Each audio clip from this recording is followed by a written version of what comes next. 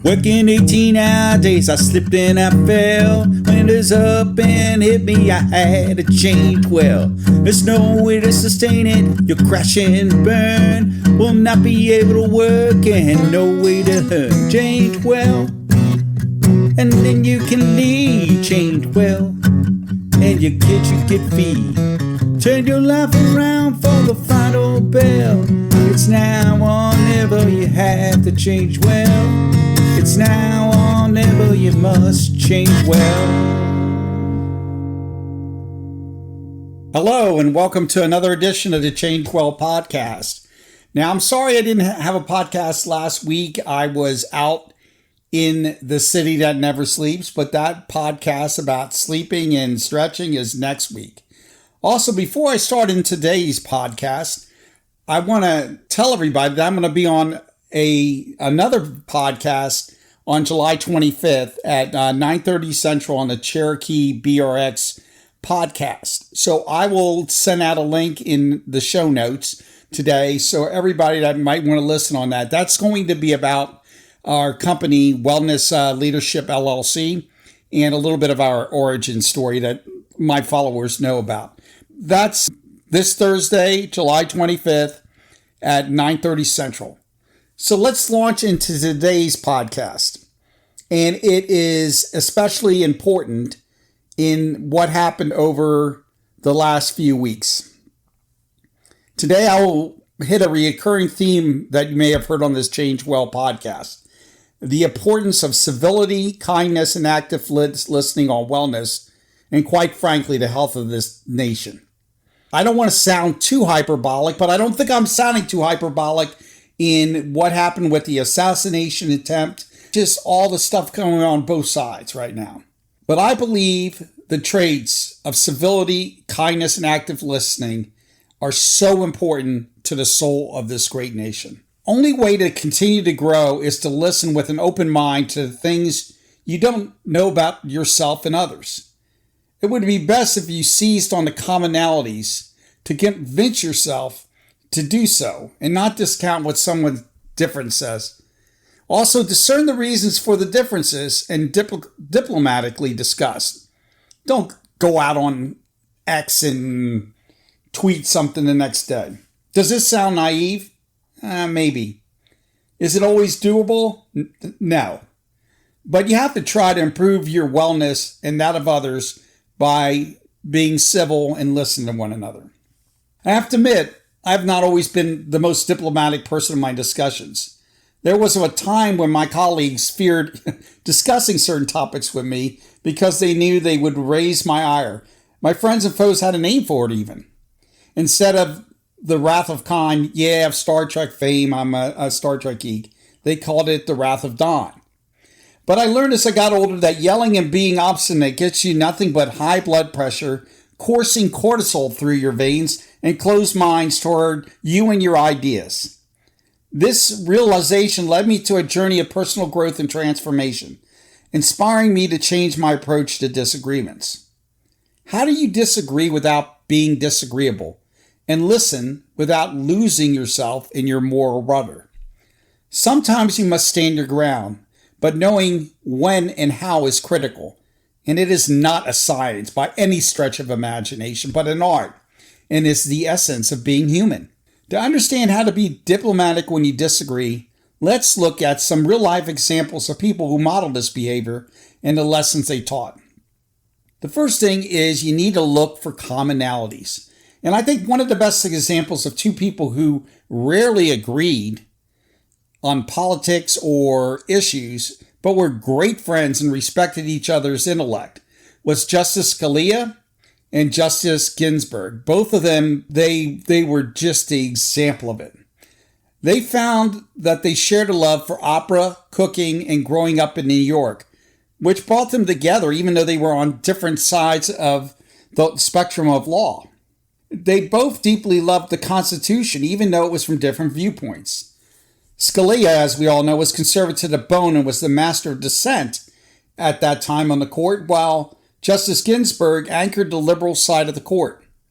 They often vacationed together based on their mutual shared interests, which sounds stunning in today's environment. However, in the court, they rarely saw eye to eye, but had enough respect and decency for the other to share their dissent, often to improve the argument of the other. Justice Scalia once said of Justice Ginsburg in a 2013 interview, just to show how much he appreciated her, "She has done more to shape the law in this field than any other justice on this court."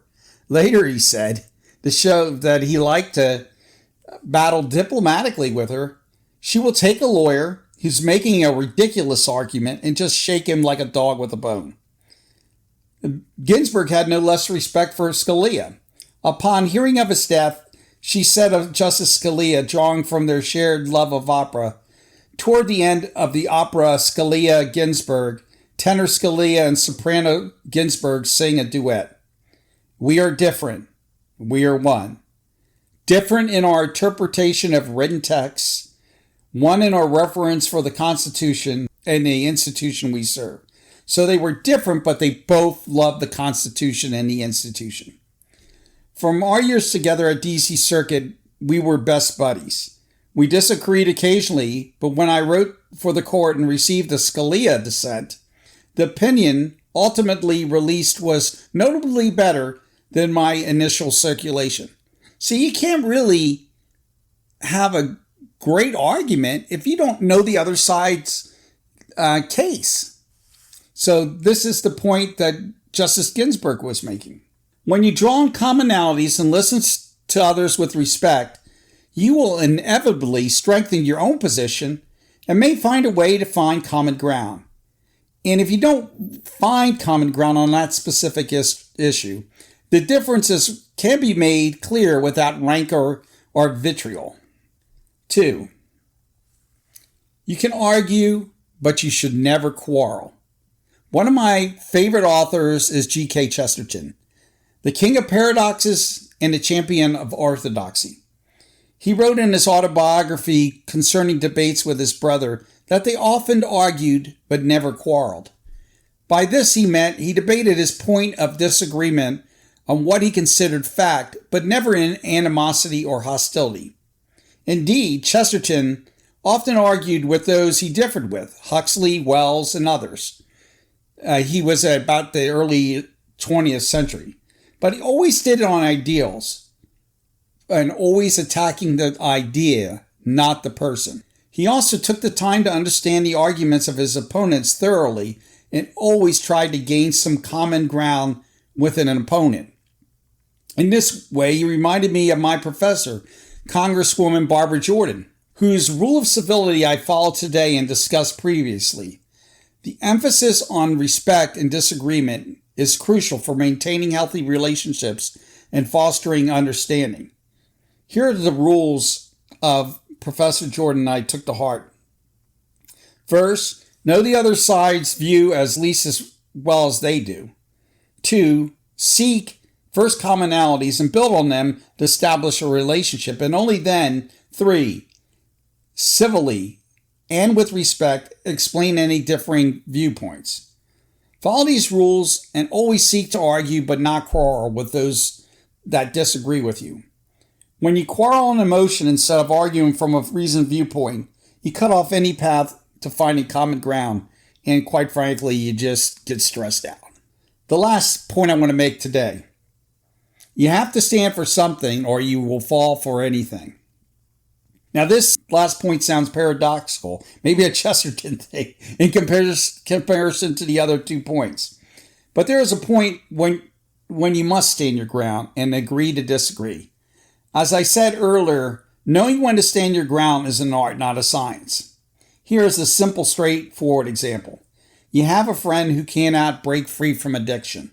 They argue with you to look the other way once again, and then they say it'll turn it around. In this case, you need to stand your ground and not enable them because it will only hurt them and hurt you. But of course, most cases are not this clear-cut. I do not have a perfect prescription for when to stop discussing and make a decision, but I do have an imperfect one. Here are 3 questions to consider when making a decision to disagree and go a different way. 1. Have I, with an open ear, actively listened to the opposite view? In answering this question, you must honestly consider if you turn a tin ear to the other person's point of view and only listen to the counter arguments in your heart and head. 2. Now that I understand the point of view, are other supporting factors not yet considered? In other words, have I taken the time to consider the other argument further beyond their talking points? And this is what we were talking about earlier with Scalia and Ginsburg, where Ginsburg said Scalia's arguments also often made her argument stronger. Sometimes you may get new insights that you had appeared from that discussion. And lastly, is the differences between us something worth fighting for? If I agree with the person, even if not the best approach, does it cause harm to me or others now or in the future? This question is often the most difficult one of the three. And I'm not going to tell you anything more on that. You have to struggle with that. To close, being civil and kind while actively listening is not easy, but it is necessary if we are seeking a better way to better ourselves in this country. I hope this discussion, in light of the recent events, helps you to think about discerning the viewpoint of others. I want to leave you with a poem I wrote 2 years ago on July 4th. I love this country more and more, from the Rockies' peak to the Grand Canyon's floor. I love this country, yes, it's true, whether in a red state or one that's blue. Watch West Side Story or Hamilton, let's pull together and act as one. March the streets and have your say, but let's come together at the end of the day and love this country, love it true, and wave it proudly, the red, white, and blue. And until next time, change well.